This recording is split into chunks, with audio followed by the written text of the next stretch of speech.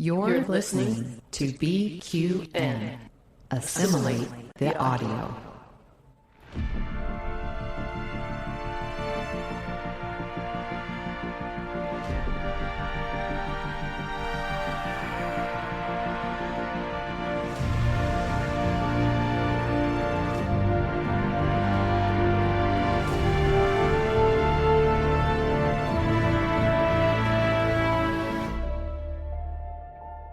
Good morning, I'm Chrissie De Clerck-Szilagyi.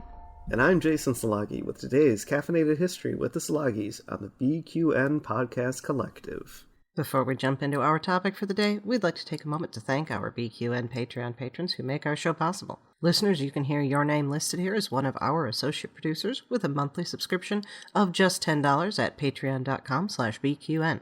And with a monthly Patreon subscription of $5 or more, you can join our meetings of the Hive Mind on the second Saturday of each month. Watch your Patreon messages for details. And also, because we know you don't have enough email in your life, you can now join our History with the Szilagyis mailing list at historywiththeszilagyis.org to be notified as soon as we publish these essays and new episodes. Today's topic is the Super Mario franchise on the NES. Just a couple of weeks ago, at the time of this recording, the 22nd game in the Super Mario Bros. Series was released, Super Mario Wonder. Mario may be one of the best-known video game characters of all time. Even people who don't play video games know Mario. And while there have been only 22 games in the mainline series, the character has appeared in over 200 other titles. Everything from racing games, like Mario Kart, to puzzles, like Dr. Mario, to sports, like Mario Golf and Super Smash Bros. And there was even a typing tutorial for PCs. The character's first appearance was in Donkey Kong, released for arcades in 1981. He was the player character, unnamed in the Japanese version and called Jumpman in the American release. The developer, Shigeru Miyamoto, created the character, who he called Mr. Video, as one he could place in any game in a cameo role. He never expected the character to become central to any game, much less as popular as he has become. The name Mario is said to be a nod to Mario Segale, who was the landlord for Nintendo of America's offices in Seattle, and the character naming may, or may not, have been part of negotiations accounting for unpaid rent. In 1983, Mario Bros. Was released for arcades. This game featured Mario and his brother, Luigi, on a single screen, fighting baddies while jumping onto different levels made up of pipes, reflecting their plumbing profession. Based on the popularity of this game, Miyamoto was tapped to create a new game featuring Mario, one that was more colorful and more action-oriented with a scrolling screen. But there was a time crunch. Nintendo wanted the new game to be ready to be sold with the new Famicom system, set to be released in late 1985, just in time for Christmas. This time constraint required a simpler design than Miyamoto would have otherwise done, but this turned out to be one of the best aspects of Super Mario Bros. And its successor games. The basics are quick to learn and can be combined in many different ways to keep gameplay interesting. Super Mario Bros. Was met with general acclaim at the time and has maintained that since. Despite its age, it is still held up as exemplary of the side-scrolling platform design. Super Mario Bros. Became a reason to buy an NES, and to have an NES without a copy of Super Mario Bros. Was unheard of. Of course, this was in part because it was included in some bundles with the system. Given all of this, a sequel was soon expected. Unusually, there are 2 sequels to Super Mario Bros., one for the Japanese release and one for North America. In Japan, Mario fans got 8 more worlds with the same basic design as the first game, but more difficult. Nintendo of America was concerned that the game was too difficult and would put players off future games. So Americans got a very different version of Super Mario Bros. 2. It was not a Mario game at all, but a reskin of another game, Doki Doki Panic. Doki was also the work of Miyamoto, and so had a few Mario elements already in the game, like invincibility stars and warp zones. The original game had 4 player characters, which were translated into Mario, Luigi, Toad, and Princess Peach, each with their own advantages and disadvantages.